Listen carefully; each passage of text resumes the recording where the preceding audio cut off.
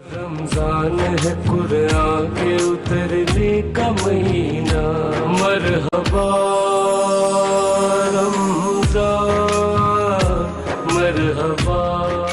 بسم اللہ الرحمن الرحیم۔ ناظرین گرامی قدر، السلام علیکم ورحمۃ اللہ۔ ماہ مبارک رمضان کی مناسبت سے سچ ٹی وی کے خصوصی پروگرام قرآن آئین زندگی کے ساتھ میں ہوں آپ کا میزبان امجد عباس، اور پروگرام میں حسب سابق میرے ساتھ موجود ہیں گفتگو کرنے کے لیے جناب پروفیسر ڈاکٹر محمد طفیل صاحب اور جناب سید ثاقب اکبر۔ ناظرین، آپ دونوں ان صاحبان علم سے آگاہ ہو چکے ہیں، ہم پروگرام میں باقاعدہ مختلف موضوعات پر ان کی آراء سے مستفید ہوتے ہیں۔ ابھی جو آج ہمارا موضوع ہے وہ ہم چند اخلاقیات پر بات کرنا چاہ رہے ہیں روزے کے حوالے سے۔ تو عام طور پہ ہم دیکھتے ہیں کہ یہ ماہ مبارک رمضان انسانی تربیت کا مہینہ ہے۔ یہ وہ مہینہ ہے جس میں انسانوں کو متقی بنانا مقصود پروردگار ہے، جسے روزہ کی فرضیت جہاں بیان کی گئی ہے اسی کے ذیل میں بیان کر دیا گیا ہے۔ گویا یہ وہ مہینہ ہے جس میں ہم نے اپنی تربیت کرنا ہے، اپنے آپ کو آپ کہہ لیجئے صابر بنانا ہے، اپنے آپ کو اللہ تعالیٰ کا فرمادار بنانا ہے، اور اپنے نفس کو مسلسل پریکٹس کروانا ہے کہ اگر ہم مخصوص وقت میں اللہ تعالیٰ کی حرام کردہ چیزیں جو ویسے حلال ہیں ان سے بھی بچ سکتے ہیں، تو اس ایک مہینے کے بعد ہمیں اس قابل ہو جانا چاہیے کہ جو اللہ تعالیٰ نے شروع سے چیزیں حرام کر رکھی ہیں ہمارے لیے، کم از کم ہم ان سے بچ جائیں، ان کا ارتکاب نہ کریں، ان کے مرتکب نہ ہوں، اللہ تعالیٰ کی نافرمانی نہ کریں۔ جناب ڈاکٹر صاحب، پروگرام میں آپ دونوں صاحبان علم جناب سید ثاقب اکبر صاحب خوش آمدید کہتا ہوں۔ ڈاکٹر صاحب، ایک مسئلہ جو درپیش ہوتا ہے عام طور پر وہ یہ کہ روزہ رکھ لیتے ہیں آدمی، اور روزہ رکھ لینے کے بعد بالخصوص سپہر کے وقت بعض لوگوں پر چڑچڑا پن غالب آ جاتا ہے۔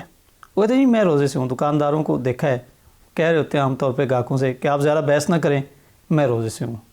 یعنی وہ یہ محسوس کرواتے ہیں کہ گویا ان کی طبیعت پر چڑچڑا پن غالب ہے، جبکہ روزے کا فلسفہ تو یہ نہیں تھا۔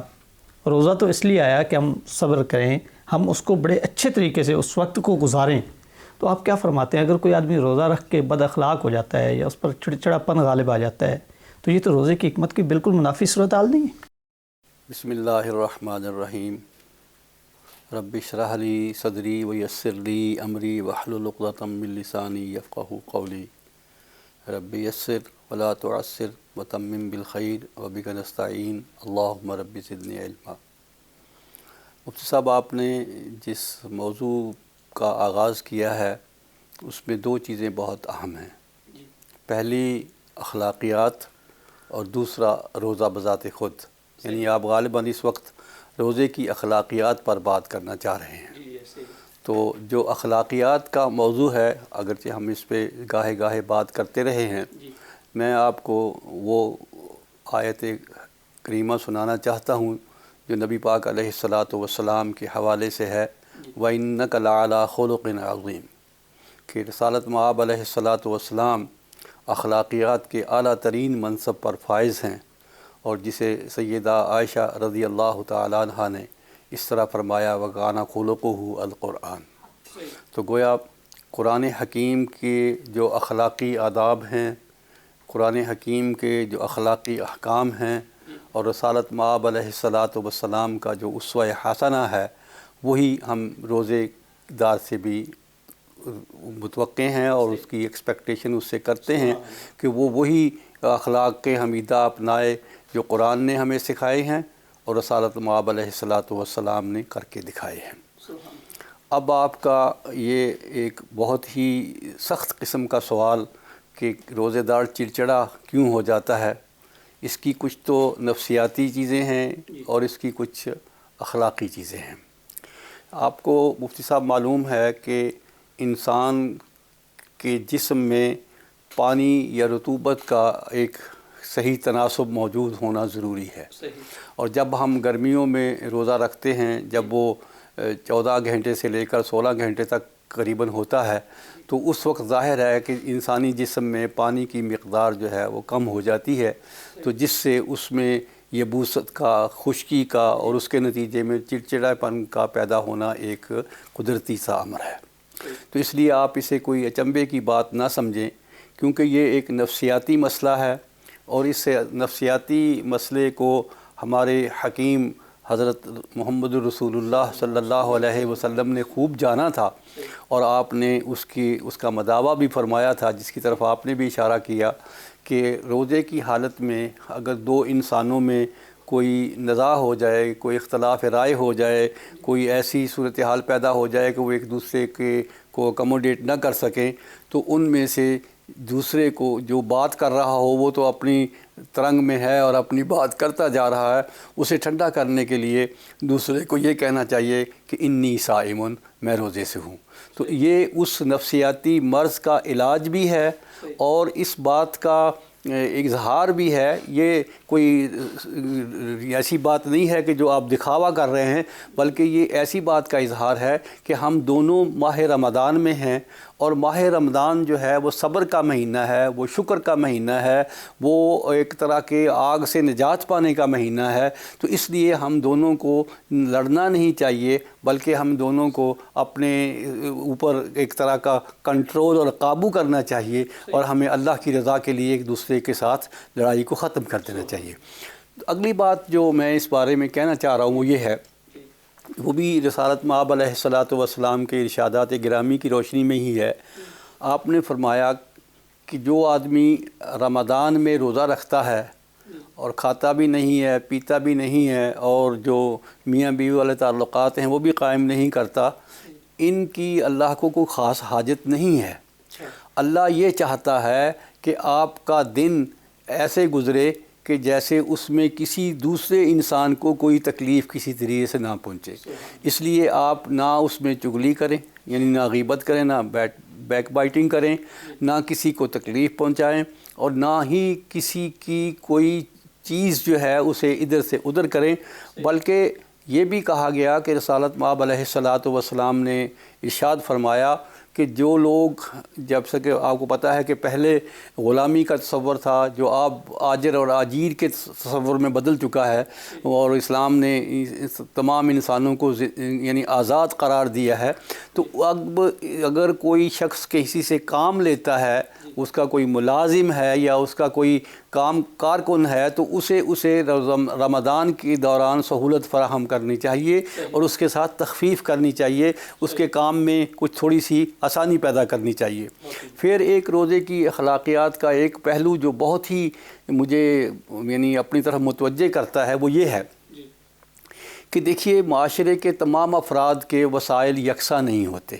یہ اللہ تعالیٰ کا ایک نظام ہے، واللہ فضل بعضکم علی بعض فی الرزق۔ یہ اللہ تعالیٰ نے ایک قانون اور ایک اصول ہمیں عطا کیا ہے کہ بعض انسانوں کے پاس رزق کی فراوانی ہوتی ہے اور بعض کے پاس رزق کی کمی ہوتی ہے۔ اس گیپ کو پورا کرنے کے لیے رمضان ایک بہترین مثال ہے۔ وہ اس لیے ہے کہ جب انسان، اس کے 3 طریقے یا 2 طریقے اسلام نے بیان کی ہیں۔ ایک تو یہ ہے کہ جو مریض اور مسافر ہے وہ بعد میں روزہ رکھے، اور جو روزہ رکھنے کی صلاحیت یا استعداد نہیں رکھتا وہ مسکینوں کو کھانا کھلائے۔ تو یہ ایک طریقہ تو یہ ہے۔ دوسرا طریقہ یہ ہے کہ روزے دار کو روزہ رکھوانے کا، روزہ افطار کرانے کا بہت زیادہ اجر و ثواب ملتا ہے۔ تو اس لیے میں یہ محسوس کرتا ہوں کہ ہمارے ہاں ابھی یہ بات تو کی جاتی ہے کہ روزہ افطار کرانے کا بندوبست تو بہت کیا جاتا ہے، اور اچھی بات ہے، یہ کیا جانا چاہیے اور زیادہ کیا جانا چاہیے، کیونکہ ہمارے آقا و مولا جو رحمت للعالمین ہیں انہوں نے یہ فرمایا ہے کہ جو شخص کسی مسلمان کا روزہ افطار کرائے گا تو اس کو روزہ رکھنے والے کو جتنا ثواب ملتا ہے اتنا ہی ثواب ملے گا، اور روزے دار کے ثواب میں سے کوئی کمی نہیں کی جائے گی۔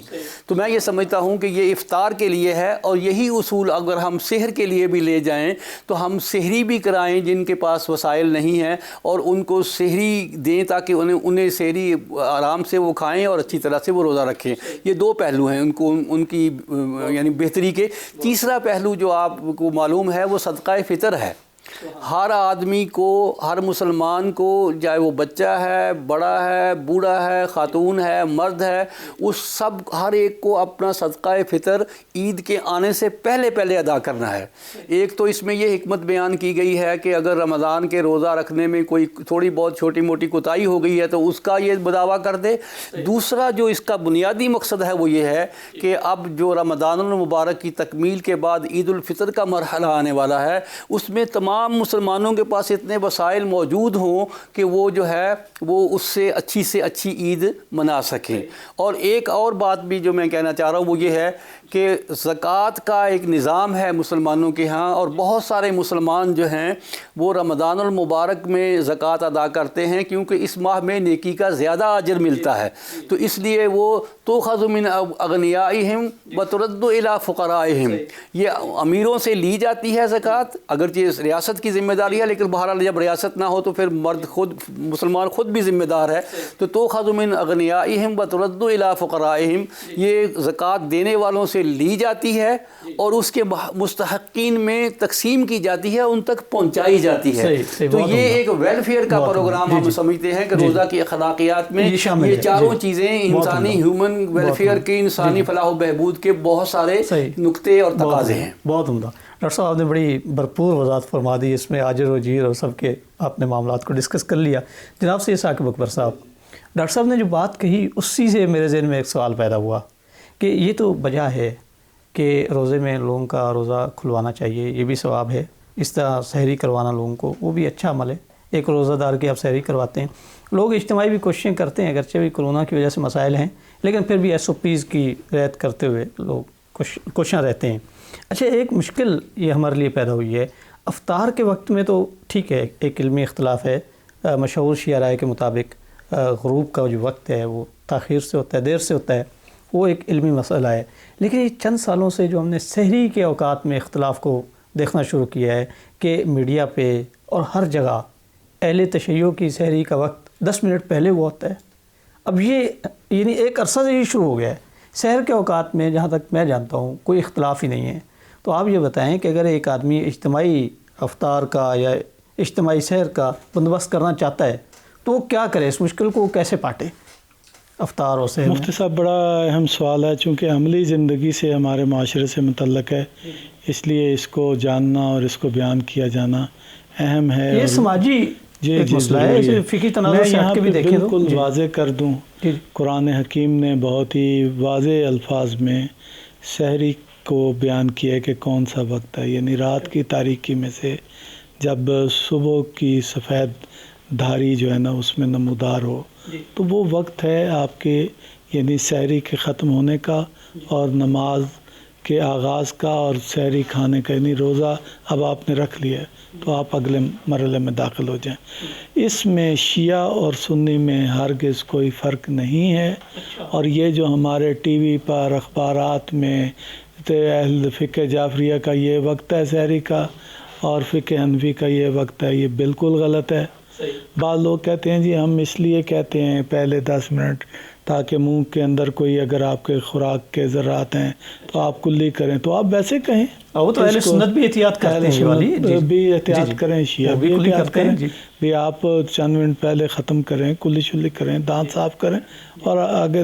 لیکن اس میں ایک اور خرابی ہو جاتی ہے، اگر آپ نے اذان دے دی ہے اور لوگوں نے سمجھا کہ فجر کی اذان ہو گئی ہے، اگر کسی نے نماز پڑھ لی ہے اور فجر کا وقت اگر نہیں ہوا اور آپ نے 10 منٹ پہلے اذان دے دی ہے، تو اس نماز کا کون ذمہ دار ہے جو وقت سے پہلے کسی مومن یا مسلمان نے پڑھ لی ہے؟ اسی طرح سے بعض اوقات انسانوں کی نیند دیر سے کھلتی ہے، اگر 10-15 منٹ ہی اس کے پاس باقی ہیں اور آپ کے خیال آپ نے اسے سمجھایا ہے کہ بھی آپ کا وقت ختم ہو گیا ہے، تو پھر اس کے سحری نہ کھا سکنے کا ذمہ دار کون ہے؟ تو لہٰذا میرا خیال ہے ان مسائل پر اب ہمیں سنجیدگی سے فرقہ وارانہ ذہنیت سے نکلنا پڑے گا اور حقائق لوگوں کو بیان کرنے پڑیں گے۔ تو میرا خیال ہے کہ سحری کا مسئلہ تو بالکل صاف ہے۔ کوئی افطار میں بھی احتیاط کی گنجائش نکل سکتی ہے؟ افطار میں بھی مفتی صاحب دونوں فریقوں میں، یعنی ہم یہ فرض کر سکتے ہیں کہ اہل سنت 3 اقوال 5 منٹ اگر تاخیر کر لیں، آپ سے عرض کروں 3 اقوال اس میں موجود ہیں شیعوں کے ہاں۔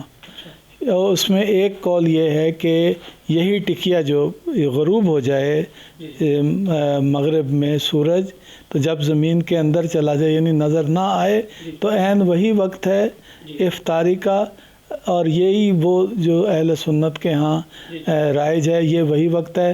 اور عصر حاضر کے بہت بڑے فقیہ ہیں آیت اللہ العظمیٰ سعید الحکیم، ان کا یہ نظریہ ہے۔ صحیح، آیت اللہ ناصر مکارم شیرازی کا بھی ناصر مکارم شیرازی کا بھی، جو دوسرے ایک بڑے عظیم فقیہ ہیں شیعوں میں، ان کا بھی یہی نظریہ ہے۔ دوسرا نظریہ وہ یہ کہتے ہیں کہ بنا بر احتیاط واجب، جی، تو وہ احتیاط کا مطلب یہ ہے کہ وہ یہ کہتے ہیں کہ یہ جب ہمراہ شرقی یعنی جب سورج ڈوبتا ہے تو مشرق سے ایک سرخی نکلتی ہے، جب وہ عین وسط آسمان میں پہنچے تو اس وقت جو ہے وہ وقت ہوتا ہے افطار کا۔ یہ آیت اللہ العظمیٰ آغا سید علی سیستانی کا نظریہ ہے، اور انہی کے دفتر نے ایک استفتاء پر یہ کہا، کسی نے کہا کہ ہم اہل سنت کے ساتھ ہوتے ہیں، شیعہ نے پوچھا، تو ان کا وقت چونکہ ہو جاتا ہے ذرا پہلے، اور آغا کا اس طرح بنا بر احتیاط جو ہے وہ فتویٰ یہ ہے، تو ہم کیا کریں؟ تو انہوں نے کہا کہ چونکہ احتیاط کی بنیاد پہ انہوں نے فتویٰ دیا ہے، تو اس کا مطلب یہ ہے کہ اس مسئلے میں آپ کسی ایسے فقیہ کی طرف، بلکہ انہوں نے نام لیا آیت اللہ سعید الحکیم کی طرف رجوع کر سکتے ہیں کہ جن کا، اور یہ میں نے خود دیکھا تھا، شیخ محسن علی نشوی صاحب کے دفتر نے بھی یہ استفتاء جو ہے اس کو جاری کیا تھا کہ بھئی وہ وقت جو ہے جو اہل سنت ہی کا وقت ہے کہ ہاں جو رائج ہے وہی آیت اللہ سعید الحکیم کا بھی نظریہ ہے۔ تیسرا نظریہ ہے وہ احتیاط کی بنیاد پہ نہیں ہے، بلکہ وہاں پہ فتویٰ ہے۔ جو لوگ آیت اللہ العظمیٰ آغا علی خامنئی کی تقلید کرتے ہیں، ان کے لیے ضروری ہے کہ وہ ہمراہ شرقیہ کو جو ہے اس کو دیکھیں کہ جب مشرق میں سے سرخی جو ہے وہ نمودار ہوتی ہے سورج کے مغرب میں ڈوبنے کے بعد، تو وہ وسط سے اس طرف آ جائے آگے، تو پھر اس وقت وہ اس کو، وہ بھی 10 منٹ نہیں بنتے، وہ بھی چلے جتنے بھی بنتے ہیں، ہماری اس میں بحث نہیں ہے، لیکن ان کو چاہیے کہ وہ اپنے جو ہے مقلد یعنی فقیہ کے فتوے کی جو ہے وہ پیروی کریں۔ اس کا مطلب یہ ہے کہ یہ مسئلہ شیعہ سنی نہیں ہے، بلکہ یہ اجتہادی مسئلہ ہے، اور شیعوں کے ہاں بھی اس کے مختلف اقوال موجود ہیں۔ اہل سنت کو شیعوں کے مسائل معلوم ہونے چاہیے، شیعوں کو سنیوں کے ہاں رائج معلوم ہونے چاہیے، اور ایک دوسرے کے جو مختلف اگر کسی جگہ پہ ہیں تو اس کا احترام کرنا چاہیے، اور جہاں پہ ایک جیسے ہیں تو یہ تو زیادہ خوشی کی بات ہے۔ صحیح۔ ڈاکٹر صاحب آپ بھی کچھ بیان کرنا چاہ رہے ہیں؟ جی آپ فرمائیے، تمہارا کم ہے۔ میں ایک بہت ہی نیوٹرل سی بات کہنا چاہ رہا ہوں، اس میں نہ سنیوں کا کوئی دخل ہے اور نہ اہل تشیع کا کوئی ذکر ہے۔ میں یہ بات کہنا چاہ رہا ہوں کہ ایک نیا نظریہ اب وجود میں تو پہلے سے آیا ہوا ہے، لیکن ہمارے ہاں وہ اب ابھر رہا ہے، اسے پرموٹ کیا جا رہا ہے۔ وہ ہے سورج کے رؤیت ہلال کا سائنٹیفک پہلو، سورج کے غروب کا سائنسی منہاج، سورج کے طلوع کا یا صبح صادق کے طلوع کا سائنسی منہاج۔ اب دنیا میں سائنس اس حد تک ترقی کر گئی ہے کہ اب سال ہا سال بعد وقوع پذیر ہونے والے واقعات کا اندازہ لگایا جا سکتا ہے، خاص طور سے ویدر اور موسم کے حوالے سے جو چیزیں ہیں ان کا تو بہت پہلے سے نشاندہی ان کی جا سکتی ہے۔ میں اس میں کسی فقہی مسئلے کی طرف توجہ نہیں دلانا چاہ رہا، میں صرف یہ کہنا چاہ رہا ہوں کہ کیا ہم مسلمانوں کو اس پہلو پر بھی غور کرنے کی ضرورت ہے کہ اب جو سائنس نے ترقی کر دی ہے، اور یہ کئی سال پہلے پتہ چل جاتا ہے کہ 2025 میں جو رمضان المبارک کا پہلا روزہ کس دن ہوگا، یا 2030 میں ہم عید الاضحیٰ کس دن منائیں گے، یا محرم کا آغاز کس دن ہوگا، اس طرح کی جو چیزیں اب آ رہی ہیں۔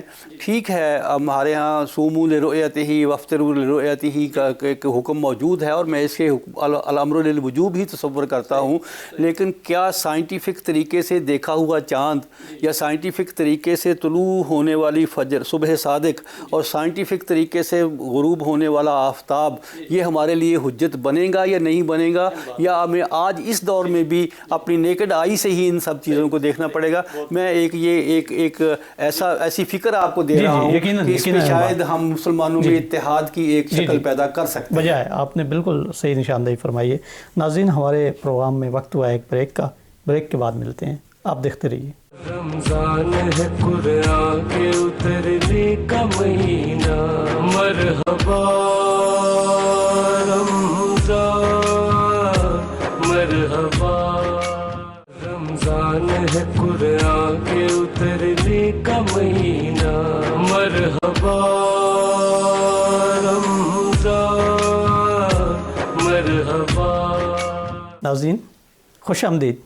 ابھی ہم بات کر رہے تھے کچھ اخلاقی پہلوؤں پر روزے کے حوالے سے. میرے ساتھ پروگرام میں موجود ہیں پروفیسر ڈاکٹر محمد طفیل صاحب اور جناب سید ثاقب اکبر صاحب.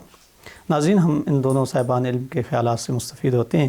اچھا ڈاکٹر صاحب, ایک جو میرے ذہن میں سوال تھا وہ یہ تھا کہ آپ یہ بتائیے, عام طور پہ لوگ یہ کہتے ہیں کہ میں نے سحری نہیں کھائی, میں نے وہ کہتے ہیں جی میرے پاس کوئی ارینج نہیں ہو سکا, میں نے روزہ نہیں رکھا.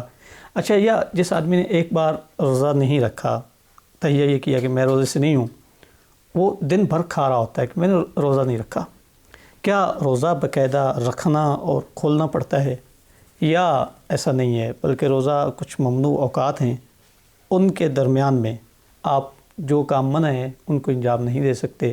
آپ یہ تصور پیدا کرنا کہ میں نے روزہ رکھا ہوا ہے یا نہیں رکھا ہوا یہ نہ درست ہے, اور سحری فرض نہیں ہے, فرض روزہ ہے. آپ کیا فرماتے ہیں؟ مفتی صاحب آپ نے سوال تو بڑا آسان سا کیا ہے لیکن اس کی صورت بڑی یعنی مشکل والی بنا دی ہے. میں آپ سے ایک بات کہنا چاہ رہا ہوں اور وہ یہ ہے کہ مثلا ایک مسلمان یو کے میں بستا ہے, وہاں سورج یا چاند جو ہے وہ شاہد و ناظر ہی دکھائی دیتے ہیں. اس کو یہ معلوم ہو گیا ہے کسی بھی ذریعے سے کہ پاکستان نے تو روزہ نہیں رکھا لیکن برطانیہ والوں نے کل سے روزے کا اعلان کر دیا ہے. تو اب وہ کیا کرے گا؟ کیا وہ روزہ رکھنے کی نیت کرے گا یا نہیں کرے گا؟ کرے گا. وَبِصَوْمٍ غَدًا نَوَيْتُ مِنْ شَهْرِ رمضان, وہ ایک ہمیں تعلیم دی گئی ہے. اسی طرح جب اسے علم ہو جائے گا کہ روزے کے افطار کا وقت ہو گیا ہے اور وہ اس وقت افطار کی دعا پڑھ کے افطار کر لے گا. تو خود بخود تو کوئی کام نہیں ہوتا, وہ کرنے سے ہی ہوتا ہے. اب رہا آپ نے سحری کا مسئلہ چھیڑا, بہت ہی عمدہ مسئلہ ہے اور یہ بہت ہی اس لیے اہم ہے کہ بہت سارے بھائیوں بہنوں کو یہ مشکل پیش آتی ہے کہ وہ چونکہ نماز تراویح اور دوسری عبادات میں عشاء کے بعد مصروف رہتے ہیں تو سحری میں اٹھنے میں کبھی کبھی غفلت ہوتی ہے اور نہیں آنکھ کھلتی اور پھر صبح طلوع ہو جاتی ہے. تو اس کے بارے میں ہمارے آقا و مولا حضرت محمد مصطفیٰ صلی اللہ علیہ وآلہ وسلم کی سنت متواترہ تو یہی ہے کہ آپ نے سحری کھا کر ہی روزہ رکھا. وفی السحور برکہ, یہ آپ کا ارشاد بھی ہے کہ سحری کھانے میں برکت ہے. یہ سب چیزیں ہیں. اب اگر کوئی شخص کسی وجہ سے سحری نہیں کھا سکا یا اس کی طبیعت مائل نہیں تھی, جو شروع میں رمضان کی شروع کی سحریوں میں ہوتا ہے کہ کھانے پینے کو دی نہیں چاہتا, آپ تھوڑا سا پانی پی لیتے ہیں یا چند نوالے کھا لیتے ہیں اور پھر بس انتظار کر روزہ رکھ لیتے ہیں. تو اگر آپ کو فرصت مل گئی ہے ودن پریسکرائبڈ پیریڈ آف ٹائم, جو مقررہ وقت ہے اس میں آپ نے کچھ کھا پی لیا ہے تو 100 بسم اللہ. اور اگر آپ نے رات کو وَبِصَوْمٍ غَدًا نَوَيْتُ کے تحت اپنی من شہر رمضان نیت کر لی تھی تو پھر آپ روزہ رکھیں اگر آپ برداشت کر سکتے ہیں. اگرچہ اس کی ایک یہ جو حکم ہے وَكُلُوا وَاشْرَبُوا کا جو حکم ہے اس کا ایک پس منظر ہے کہ یہودیوں کے ہاں اس طرح کا کوئی نظام تھا کہ جب کوئی بندہ افطار کرتا تھا سورج غروب ہونے کے بعد تو اگر وہ سویا نہیں تو وہ کھاتا پیتا رہے گا, اور اگر وہ سو جائے گا تو پھر اس کے لیے کھانا پینا ممنوع ہو جائے گا. تو اس کو ایک طرح کا آسانی پیدا کرنے کے لیے اس شکل میں بعض صحابہ کرام کے ساتھ یہ بیتی کہ وہ محنت مشقت کر کے آئے تھے, جب روزہ انہوں نے افطار کیا, ٹھنڈا پانی پیا, کچھ کھایا تو بھی لیٹے تھے کہ ان کو نیند آ گئی تو اگلے دن پھر وہ سحری نہیں کھا سکے. تو اس کو ایک نئے انسٹیٹیوشن میں ڈھالنے کے لیے کلوا واشربوا حتی یتبین لکم الخیط الابیض من الخیط الاسود من الفجر کا حکم آیا.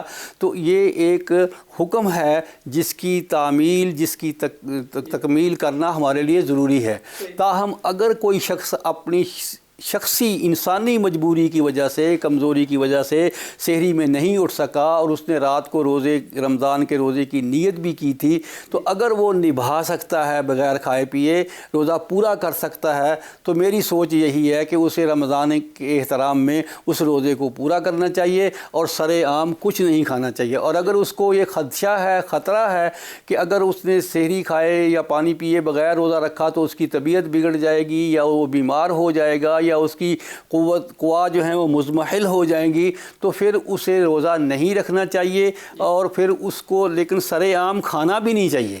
اس کو رمضان کے احترام میں اپنے آپ کو روزے دار ہی ظاہر کرنا چاہیے. اور اگر کوئی بہت اسے ضرورت پڑ گئی ہے تو کہیں خفیہ جگہ جا کے، کہیں گھر میں جا کے، کہیں اندر کمرے میں جا کے وہ چھپ کے کچھ کھا سکتا ہے تاکہ اپنی طبیعت کو بحال کر سکے. اب رہی یہ بات کہ اس نے دن میں روزہ تو نہیں رکھا ہوا، تو اب وہ کیا کرے گا؟ اس کا کوئی قضا ادا کرے گا یا کفارہ ادا کرے گا؟ تو ایسے شکل میں یہ لا یکلف اللہ نفسا الا وسعها ہے کہ اس کو یہ طاقت نہیں تھی کہ وہ بغیر کھائے روزہ نبھا سکے، اس لیے اس نے روزہ افطار کیا ہے، روزہ دن میں کہیں چھپ کے کچھ کھا لیا ہے. لیکن رمضان المبارک کے گزر جانے کے بعد اسے ایک دن کا قضا روزہ رکھنا ہوگا، تب اس کی تکمیل ہوگی، اس کے بغیر اس کی تکمیل نہیں ہو سکتی. وضاحت ہو گئی. جناب سید ثاقب اکبر صاحب، ڈاکٹر صاحب نے اس پہلو کی بڑی خوبصورتی سے بیان کیا ہے. میں آپ سے ایک اور بات جاننا چاہتا ہوں، وہ یہ کہ عام طور پہ ماہ مبارک رمضان میں روزہ دار اپنے لیے جو ممنوع افعال سمجھتا ہے جس سے اس کا روزہ خراب ہو سکتا ہے، وہ کھانا پینا ہے اور مباشرت ہے، میاں بیوی والے افعال ہیں. اچھا، یہ جو ذخیرہ اندوزی ہے، چیزوں کا مہنگا کرنا، یہ ملاوٹ کرنا، اس میں جب بھی ہم نے بات کی تو لوگوں کا یہ کہنا تھا کہ عام طور پہ ہوتا ہی ہے کہ ماہ رمضان میں چیزوں کی طلب بڑھ جاتی ہے، تو یہاں پہ بھی منڈی کا ایک قانون ہے کہ جب طلب بڑھے گی تو چیزیں کم ہوں گی، نسبتاً ان کی قیمت میں اضافہ ہو جائے گا. اچھا، یہ پہلو بھی سمجھ میں آ سکتا ہے کہ شاید رمضان مبارک کے آتے ہی چیزیں زیادہ مقدار میں لوگ خریدتے ہیں تو مہنگائی تھوڑی آ جاتی ہے. اچھا، لیکن یہ کہ بالخصوص ملاوٹ کرنا چیزوں میں، ایک روزہ دار ہے اور وہ روزے کے عالم میں دودھ بیچ رہا ہے پانی ڈال کے یا کیمیکل ڈال کے، ایک روزہ دار دکاندار ہے اور اس نے ذخیرہ اندوزی کی ہوئی ہے، وہ اس لیے چیز نہیں بیچ رہا کہ اس کی قیمت مزید مہنگی کر لے. آپ یہ بتائیے کہ یہ جو مسائل آج ہمیں درپیش ہیں، ماہ مبارک رمضان کے آتے ہی قیمتیں بڑھ جاتی ہیں پاکستان میں، کیا یہ ہمارے مذہبی ہونے کی علامات ہیں؟ کیا اس سے ہمارے روزے پہ کوئی منفی اثر پڑ سکتا ہے؟ جبکہ سورہ ماعون میں تو ہم دیکھتے ہیں کہ وہاں اللہ تعالیٰ نے ایمان کی علامت اور عدم ایمان کی علامت افعال کو قرار دیا ہے. ارأیت الذی یکذب بالدین فذلک الذی یدعو الیتیم، کہ کیا تم نے اس شخص کو دیکھا جو قیامت پر ایمان نہیں رکھتا؟ یہ وہ شخص ہے کہ جو یتیم کو دھتکارتا ہے، مسکینوں کو کھانا کھلانے کے لیے کوشش نہیں کرتا، یہ شخص ہے. اب وہ خواہ ایمان بھی رکھتا کیوں نہ ہو، قرآن کہتا ہے کہ اس کا عمل بتاتا ہے کہ یہ بے دین ہو چکا ہے اندر سے. آپ یہ بتائیے کہ ہماری یہ جو سماجی صورتحال ہے، کیا ہمارا معاشرہ مذہبی معاشرہ ہے؟ یہ ماہ مبارک رمضان کیا انڈیکیٹ کرتا ہے؟ مفتی صاحب، میرا خیال ہے بات تو آپ نے کر دی ہے، لیکن تھوڑی سی چلیں آپ کے حکم پہ میں بھی کر دیتا ہوں. میرا تو سوال ہے سر. ہاں، لیکن پھر بھی سوال میں بھی آپ نے بہت کچھ کہہ دیا ہے. مفتی صاحب، گزارش یہ ہے کہ یہ جو تاثر یا تصور ہے نا کہ اس میں صرف کھانا پینا یا میاں بیوی کے تعلقات اس میں منع ہیں، میرا خیال یہ ہے کہ یہ روزے کے مقاصد کو صحیح نہ سمجھنے کی وجہ سے ہے. چونکہ لعلکم تتقون تک اس کے مقاصد جو ہیں وہ بیان ہوئے ہیں کہ اللہ تعالیٰ چاہتا ہے کہ بندوں کو پرہیزگار بنائے. تو پرہیزگاری جو ہے وہ یہ نہیں ہو سکتا کہ آپ دوسرے لوگوں کو اذیت دیں، ان کو تکلیف پہنچائیں، لوگوں کو مہنگا سودا بیچیں.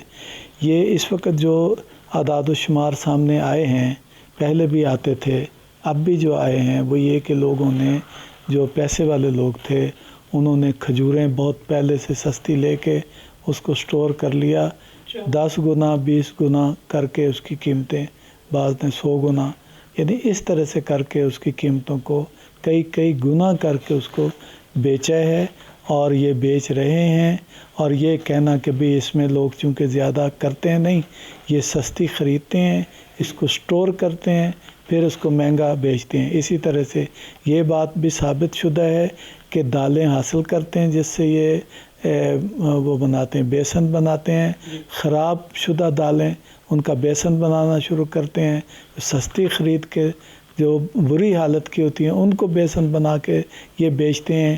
یہ لوگوں کے ساتھ صحیح سلوک نہیں کرتے ہیں۔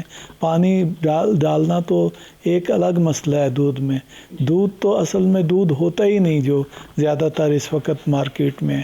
کئی دفعہ سارے کا سارا منوں ٹنوں دودھ ثابت ہو گیا کہ اصل دودھ ہی نہیں تھا، پتہ نہیں کیا کیا کیمیکلز بنا کے تو تیار کر کے لائے تھے، اور پھر سرکاری اہلکاروں نے ان کو پکڑا اور سارے کا سارا جو ہے اس کو بہا دیا۔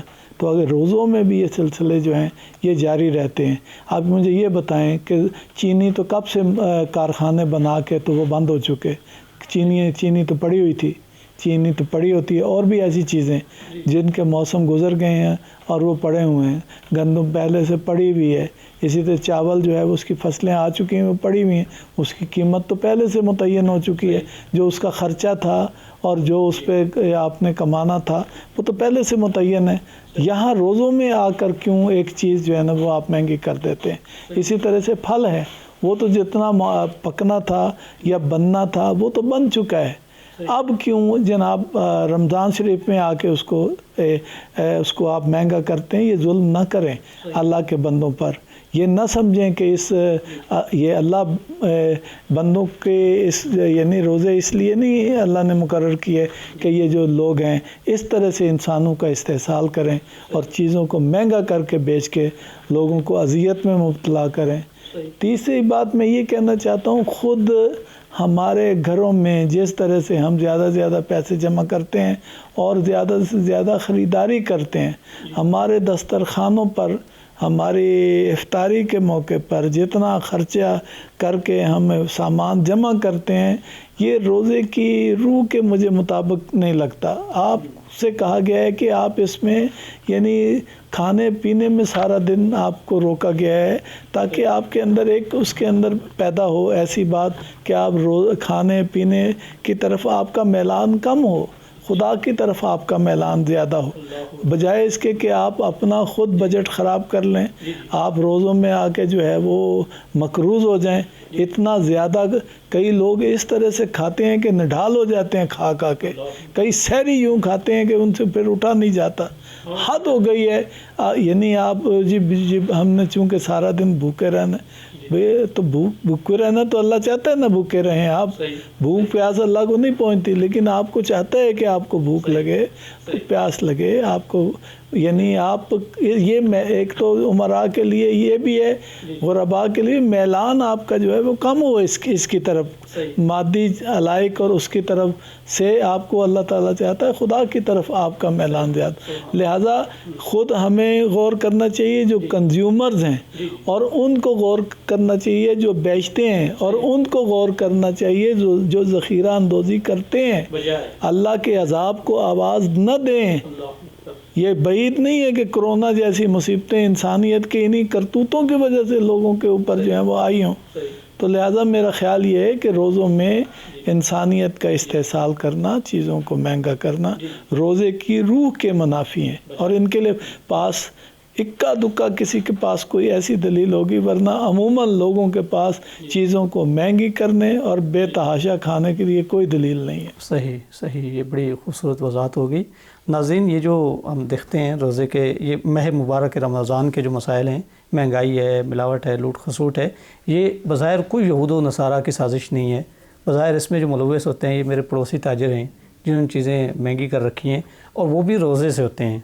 اس پہ یعنی یہ تو بڑی عجیب بات ہے، نماز بھی بر وقت ادا کرتے ہیں، روزہ بھی رکھتے ہیں، اور ٹھیک ٹھاک اتمام کے ساتھ روزہ رکھتے ہیں۔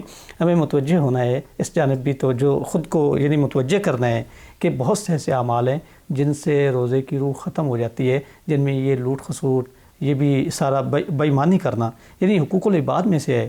میں اگر ایک جملہ کہوں شاید مناسب ہو کہ حقوق اللہ وہ ہیں جنہیں اللہ معاف کر سکتا ہے۔ یعنی اگر نعوذ باللہ ایک آدمی نے روزہ نہیں رکھا، اس کو اللہ تعالیٰ معاف کر سکتا ہے، لیکن اگر ایک آدمی نے روزہ رکھ کے مال میں ملاوٹ کر کے بیچا ہے تو اس کے جرم کو اللہ تعالیٰ معاف نہیں کرے گا جب تک بندہ معاف نہ کرے جس کے حق میں ایسے ہی کوتاہی کی گئی۔ تو اللہ تعالیٰ ہمیں توفیق دے کہ ہم ماہ مبارک رمضان کے فلسفے کو سمجھیں اور اس مہینے میں نیکیاں کمائیں، برائیوں سے بچیں۔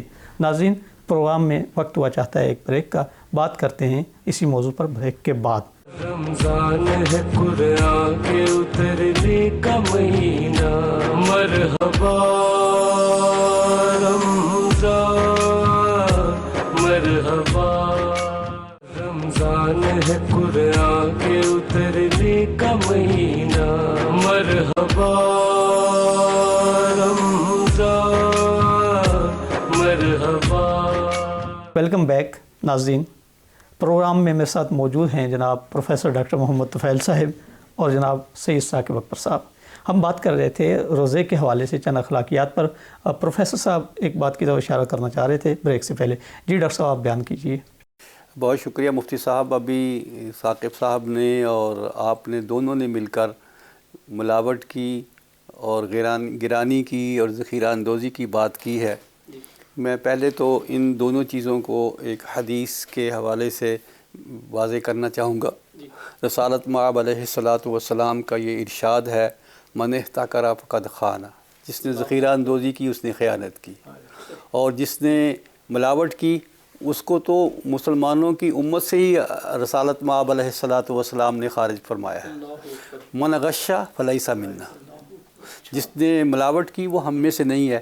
جب ایک شخص خیانت کرتا ہے یا ملاوٹ کرتا ہے یا ذخیرہ اندوزی کرتا ہے، جب اس کا ایمان ہی مجروح ہو جائے گا تو اس کے روزے اور عبادت کیا کرے گی؟ تو اس لیے ضروری ہے کہ ہم سب کاموں سے پہلے اپنے ایمان کو بچائیں، اپنے آپ کو خیانت سے بچائیں، کیونکہ اللہ کے قرآن میں اللہ تعالیٰ نے قرآن میں فرمایا ہے، یا ایھا الذین آمنوا لا تخونوا اللہ والرسول وتخونوا اماناتکم وانتم تعلمون، کہ اے ایمان والو تم نہ اللہ سے خیانت کرو، نہ اس کے رسول علیہ الصلاۃ والسلام سے خیانت کرو، اور تمہارے پاس جو امانتیں ہیں نہ اس میں خیانت کرو جان بوجھ کر کے۔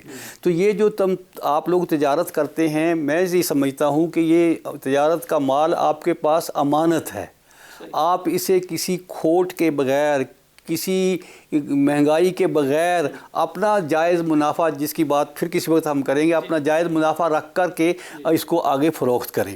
میں ابھی جناب مفتی صاحب نے کہا کہ یہ جو ہمارے لوگ ہیں جو مہنگائی کر رہے ہیں، یہ یہود و نصارہ نہیں ہیں، یہ ہمارے اپنے بھائی مسلمان ہیں جو ہمارے گرد و پیش میں بستے ہیں اور ہمیں دن رات مسجدوں میں اور عبادت گاہوں میں ملتے ہیں۔ میں آپ کو آپ کی توجہ ایک اور طرف مبذول کرانا چاہتا ہوں۔ مجھے بسا اوقات غیر ملکی دوروں پر جانا پڑا، غیر مسلم ممالک میں رہا، وہاں میں نے ان کا کرسمس بھی دیکھا، وہاں میں نے ان کا ایسٹر بھی دیکھا، وہاں میں نے یہود و نصارہ کے دوسرے تہوار بھی دیکھے۔ میں آپ کو اپنے مشاہدے سے یہ آگاہ کرتا ہوں، اور مجھے یقین ہے جو لوگ باہر جاتے ہیں وہ اس حقیقت سے واقف ہیں کہ وہاں اشیاء سستی ہو جاتی ہیں۔ وہاں جو کرسمس آتا ہے، ان کی بڑی عید آتی ہے، تو اس وقت بعض اشیاء تو یعنی 5-10% قیمت پر بھی آپ کو مل جاتی ہیں، اور جو کھانے کی پینے کی چیزیں ہیں ان میں بھی وہ بہت زیادہ تخفیف کر دیتے ہیں قیمت میں، کیونکہ حکومت بھی سبسیڈائز کرتی ہے اور خود تجار بھی اس موقع پر اپنے منافع کو فارگیو کر دیتے ہیں، چھوڑ دیتے ہیں اپنا منافع، اور منافع وہ وصول نہیں کرتے۔ تو ہمارے جن کو ہم سمجھتے ہیں کہ وہ شاید جہنم میں جائیں گے یا وہ جہنمی ہیں یا ان کے بارے میں ہمارا نظریہ اور ایمان اچھا نہیں ہے، وہ تو انسانیت کی خدمت کے لیے یہ کرتے ہیں کہ جب ان کے ہاں عید کا اور روزوں کا موسم آتا ہے تو وہ چیزیں سستی کر دیتے ہیں۔ ہم بجائے اس کے کہ ان کو سستی کریں، ہم ان کی جو پہلی قدرتی قیمت ہوتی ہے اس میں بھی کئی گنا اضافہ کر دیتے ہیں۔ تو اس لیے میں سمجھتا ہوں کہ ہمیں ہماری حکومتوں کو بھی، جیسے سعودی عرب کی حکومت حج کے موقع پر اس کا پہلے سے اہتمام کرتی ہے جن چیزوں کی ضرورت ہوتی ہے، ہماری حکومتوں کو بھی یہ چاہیے کہ وہ رمضان میں ہماری جو کنزمپشن ہے اس کا اندازہ لگائے اور اسے پہلے سے، رمضان کے آمد سے پہلے سے اس کا انتظام کر کے رکھے اور وافر مقدار میں ہمیں مہیا کرے، اور ہمارے دکاندار دکانداروں کو، ہمارے مسلمان بھائیوں کو، تاجروں کو بھی یہ سوچنا چاہیے کہ ہم دو کام کر رہے ہیں. ایک تو تجارت کے ذریعے سے ہم نبی پاک علیہ الصلاۃ والسلام کی سنت مبارکہ پر عمل کرتے ہوئے انسانیت کی خدمت کر رہے ہیں، اور دوسری ہم اپنے بچوں کے لیے روزی کما رہے ہیں. تو جائز روزی ضرور آپ کمائیں، وہ آپ کا حق ہے، آپ کو ملنی چاہیے، لیکن آپ کو ذخیرہ اندوزی یا اس میں بے ایمانی وغیرہ یا اس میں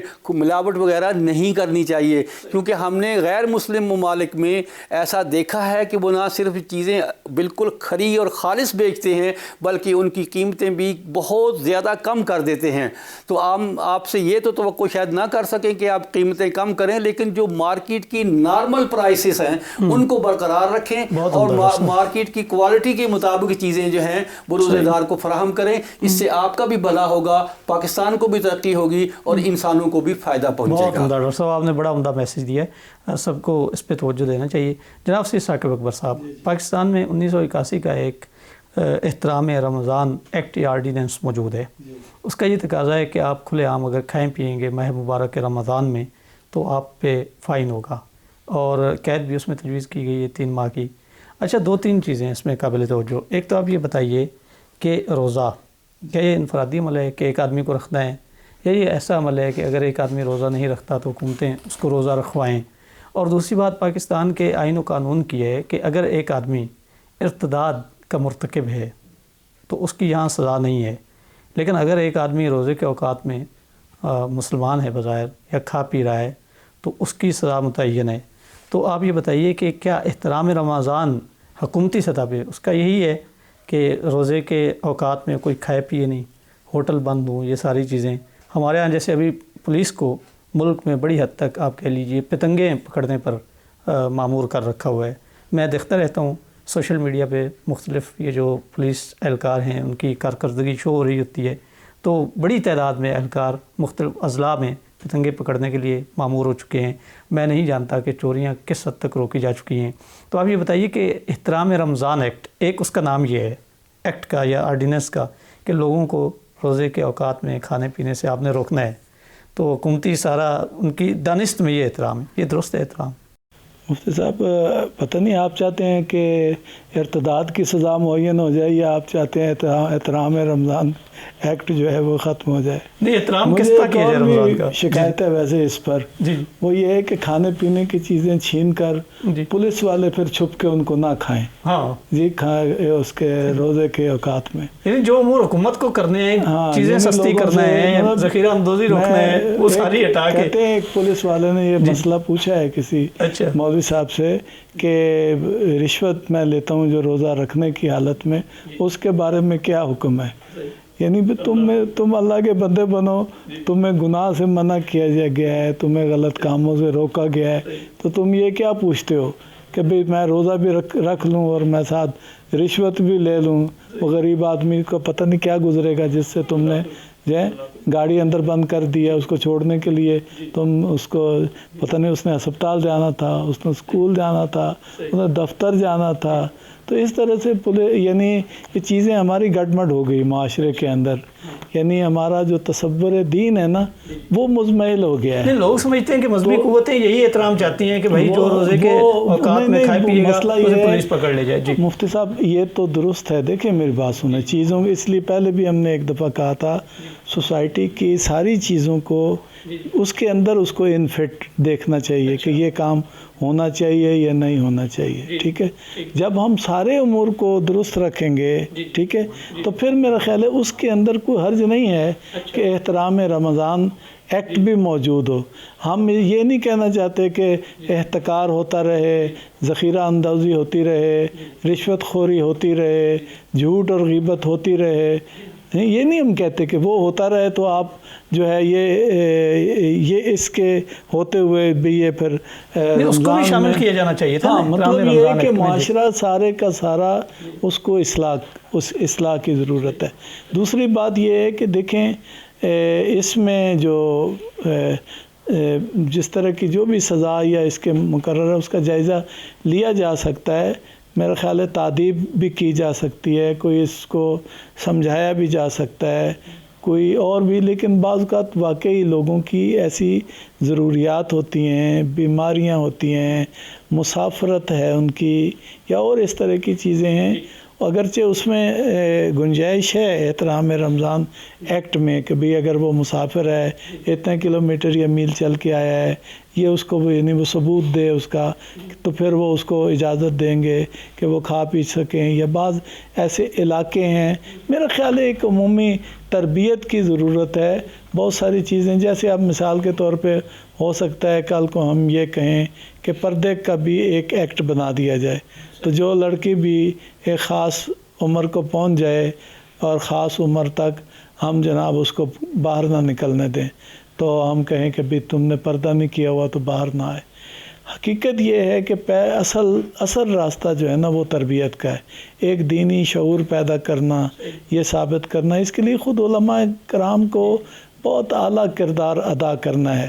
یعنی دین کی جو لوگوں کے کام آنا، لوگوں کے لیے خیر خواہ ہونے کا تاثر ان کے وجود سے پیدا ہونا، معاشرے کے لیے بھلائی کرتے ہوئے ان کو دکھایا دینا، اتحاد کے لیے ان کی باتیں ہونی چاہیے، ان کو عصری تقاضوں کے مطابق ان کا دین کا فہم ہو، لوگوں کو اس کو مطابق پیش کر سکیں، تو وہ خود ان کے اندر جتنی امپرومنٹ آئے گی ان کی باتوں میں بھی تاثیر ہوگی.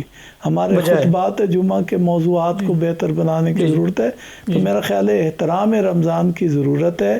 ایکٹ کی کمی بیشی اور اس میں جو مسائل پیدا ہوتے ہیں اس کا جائزہ لیا جا سکتا ہے کہ کیا اس میں کیا جا سکتا ہے، کیا نہیں کیا جا سکتا. مجھے سچ کوئی اتنا اس ایکٹ میں اتنی مشکلات نظر نہیں آتی. میرا خیال ہے اس کے شاید نفاذ کا بھی مسئلہ ہے، ترجیحات کی مسئلہ ہے، اور تعدیب اور نصیحت سے کام شروع کرنا چاہیے. اچھا، میں آپ دونوں کی اجازت سے ایک اور بات بھی کہنا چاہتا ہوں کہ جن لوگوں نے یہ احترام رمضان والا آرڈیننس بنایا ہے انہیں اس جانب متوجہ رہنا چاہیے کہ جب آپ کسی آدمی کو پکڑ کے لائیں گے، پولیس والا پکڑ کے لائے گا کہ اس نے ماہ رمضان میں کھلے عام کھایا پیا ہے، تو گواہی دینے کے لیے پولیس والے کا صادق و امین اور شرعی اعتبار سے درست ہونا ضروری ہے. اگر وہ عام مذہبی فکر کے تحت اگر وہ داڑھی مونڈا ہوا ہے تو کہتے ہیں یہ فاسق ہے، اس کی گواہی. ججوں کا جو ایسے بندے کو جرمانہ کریں گے ان ججوں کا بھی صادق و امین ہونا شرعی نقطۂ نظر سے انتہائی ضروری ہے. ورنہ جس ایکٹ کے تحت مذہبی پیرائی میں آپ نے پکڑا ہے کہ ایک آدمی نے روزہ نہیں رکھا، سرام کھا پی رہا تھا، مذہبی قوانین کا احترام نہیں کیا، تو اگر جج وہ فیصلہ دینا چاہ رہا ہے جس نے داڑھی نہیں رکھی، باقی دین کا لحاظ نہیں کیا، داڑھی پہ کوئی قانون نہیں بنا، آپ مہربانی کریں اس پہ کوئی قانون نہیں بنا، جو بنا ہوا ہے آپ ہمیں وہیں تک رہنے دیں. جو حقیقی مسائل ہیں حکمرانوں کو وہ حل کرنے چاہیے. ان کی ذمہ داری معاشرے میں عدل و انصاف کو برقرار رکھنا ہے. ان کی یہ بڑی ذمہ داریاں ہیں. یہ چھوٹے مسائل، کس نے آج صبح سحری نہیں کی، کون کیا کر رہا ہے، اس سے انہیں بڑے انسانی مسائل حل کرنے چاہیے. ناظرین، اسی کے ساتھ ہمارے پروگرام قرآن آئین زندگی کا وقت ختم ہوا چاہتا ہے. اپنے میزبان امجد عباس کو اجازت دیجیے. اللہ حافظ. رمضان ہے قرآن کے اترنے کا